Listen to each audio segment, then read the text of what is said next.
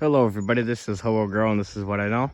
What I know for today is that you're standing or looking at my 1937 Caterpillar No.10 road grader. It's missing its front tires, but that's getting taken care of tomorrow. So that's pretty sweet. But I'll start off with the serial number. This is the machine serial number.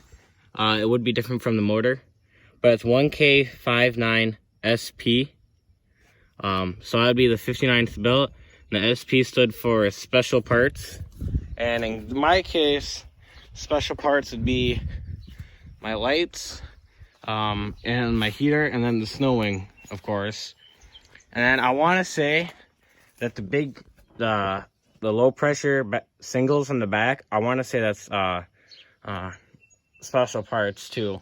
Also the cab counts, but I'm sure there's a few other things that I'm not an expert on these, so don't quote me. But yeah, and it still has the original patent tag. But well, I guess we'll start off with condition here. I don't know. I can't really move those because they weigh probably like 80 pounds.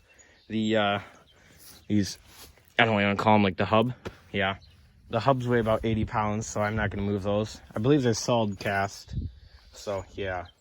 But U-joints aren't in the best of condition. That's a steering U-joint, which I'm sure has been replaced with one of these U-joints that were worn out.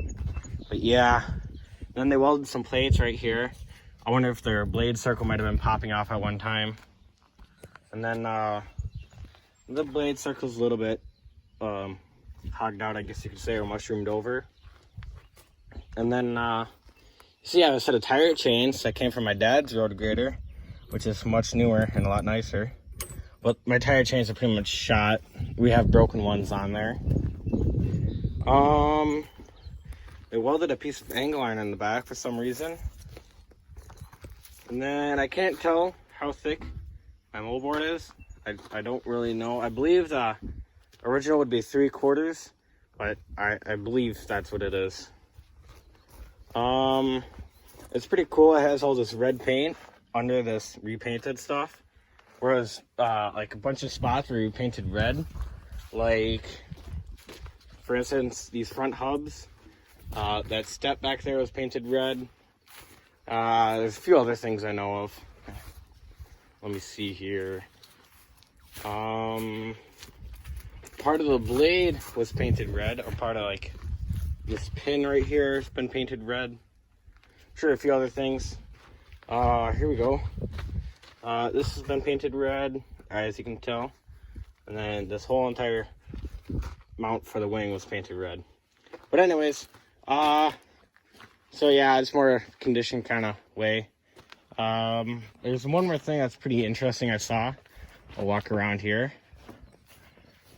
Right here at this lift, I don't know if that's factory, but that's pretty interesting, I thought. That bolt, I wonder if this piece broke off, so they put a bolt on there to try and keep it on, if you know what I mean. I'm sure you do. And then it's a little bit hard to wiggle these with tension on them, but yeah, here are the normal U-joints, but for some reason these aren't that bad. Well, they're bad, but not as bad as the front, but I guess that's how it goes. And there's an old horn on the front here. I thought that was pretty cool. And that switch, I have no clue what that does. There's a bend in this piece, some reason. And let's go right to the engine. Oop, there we go. Yeah, I put the wing down because I thought I would drive this thing again recently, but so far it's been about a few months before I've had rims, so yeah. But anyways, here's the partly homemade starting system. So this piece, this lever, which I want to say a clutch. Yeah, this is your clutch, your engagement clutch. So what you do is you pop that forward, but that'll be in a later video, I think. But this is, yeah, I don't think that's supposed to be like that. And this one is about in the same condition. So yeah, but as you can see right here, this one goes up without a hitch. But so what happened is there's a little arm in there. If you watch Squatch 253 video on him fixing this piece, you'll see what the arm looks like. But that, you can see this is the original lever. There used to be an arm on the end of that would push in this piece right there. Hard to point out. But anyways, so they put a little stop, they cut a hole in it, put a stopper on the end, and then put a bolt on the end of it. And then they built this arm that would push on the end of that bolt, and that arm goes through, and then it goes right here, and that's how it engages. Pretty interesting. And then because no one ever adjusts that piece right, all they did was put a hook right here, which, I mean, I don't blame them. It works. And then, hey, there's more red paint on this thumb wheel. But the start and run, like they always stick. And then this motor was seized at one time. Cylinders 2 and 3 were stuck. So this motor needed some work when I got it. Actually quite a bit of work, but that's what happens. And then this line right here was broken. And we talked to Ziegler, my local cat dealer, and they were actually able to get that new old stock. I thought that was pretty cool. And then this one has a Bosch magneto and a magneto switch. And then like a choke and throttle, all that crap. But yeah, it's also the early style injection system that you would see on an RD4, or I believe a very early D4 would have the same thing. And then let's go around. Also, I have no clue what happened right there, but they bent that up somehow. It's kind of interesting. And then here's my heater hose that is way too long, but just never cut it to length. But this piece right here was kinked off, so I didn't. The mechanic pretty much did a lot of the work while I was watching because, well, I want to say I was 12 or something. No. Yes.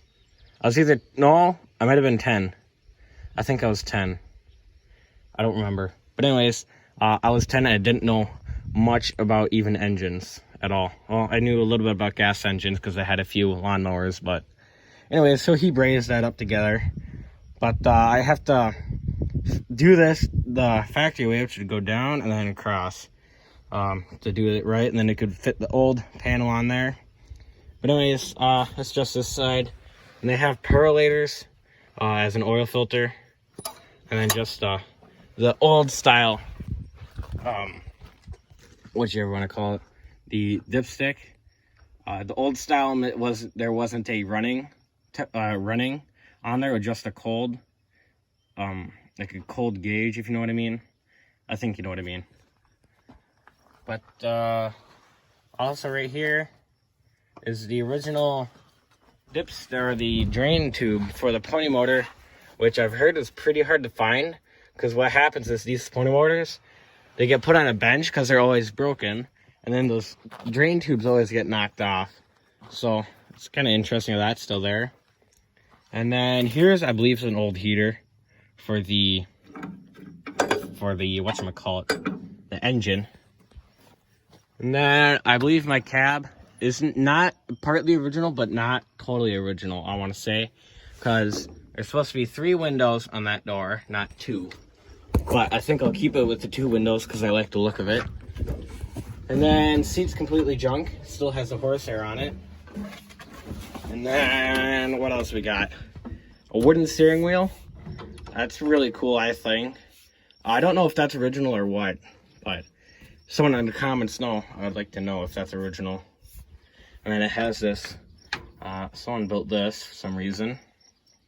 And I believe those are steering clutches off of a crawler. And then it's a 4-speed. Okay, like I was saying, the video cut off there for some reason. But yeah, it's a 4-speed. I believe 4th gear is like 12.5 miles an hour. I have a book that says all this stuff. Actually, I have a dealer handout, I guess you could say, magazine that says all this stuff, and it's from 1937. But yeah, you have 4 forward, 1 reverse, And then mine has all this on and off, which I believe this switch is original because it's severely worn out. And then there's the horn button, there's your light, your dash light, and then all your gauges. And then my temperature gauge is right there. Oh, there's someone. That, all the glass is pretty much blown out, except for that one, and well, two actually. Yeah, there's only 2 pieces of glass that aren't blown out. So that kind of sucks, but I guess. And then I have to wrap up this video. It's getting a little bit long, but it has a American Bosch wiper on it. No clue what that does. Comment below if you know what it means. And then roof is in rough condition, but there's this thing that says back down. I don't know what that means, but something. But then I have a beacon light for this. I actually bought recently. So in later videos, when you see me drive this thing once more, you're gonna see a beacon light on there. I don't have it on yet, so yeah, I guess one last thing. I'm sorry I'm lying here, but you can see there's a transmission instead of a side shift. That transmission, I believe, ran a hydraulic pump, which the hydraulic pump went on the end of that transmission, and it bolted to these holes right there. And then I think they had a snow wing or a V-plow in the front, a homemade, because they didn't want to pay for the Caterpillar one. So I might make another homemade V-plow, who knows. But yeah, that's all I know for today. So see you later. Also, look at that crew cab. All right, anyways, yeah, see you later. Okay, everybody, this here, oh, my flashlight's on, okay. Anyways, this here's the beacon light, right there. That's the beacon light, that's a reflector in it. That's a burnt out light bulb. Yeah, I got 20 bucks at a car auction. Well, not an auction, but there was a car show, and someone decided to put up a small flea market, and they found that there. And then I found 2 old grease guns. I don't know how to use them, so I sort of know how to use them, but not really, kind of. But anyways, I'll have to use that. I'll put one of these inside the grader's toolbox. That'll be pretty cool. But yeah, see you later.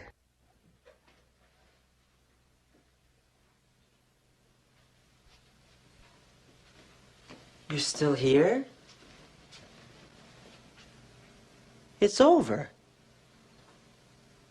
Go home. Go.